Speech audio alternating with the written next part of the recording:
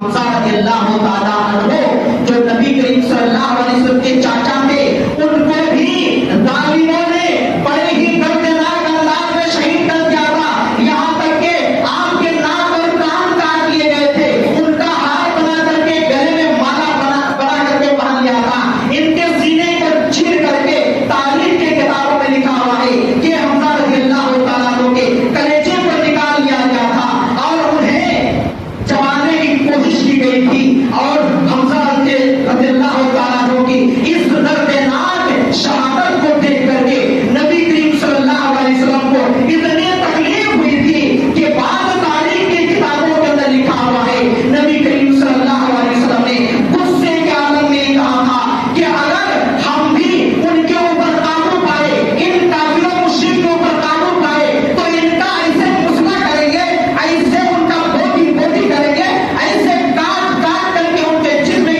ٹکڑے ٹکڑے کر دیں گے کہ نہ آگے تک کسی نے اس طریقے سے مسئلہ کیا ہے، نہ آگے کبھی کوئی کرنے والے ہیں۔ حمزہ رضی اللہ تعالیٰ عنہ کی شہادت پر نبی کریم صلی اللہ علیہ وسلم کو کتنی تکلیف ہوئی، نبی کریم صلی اللہ علیہ وسلم کو جنہوں نے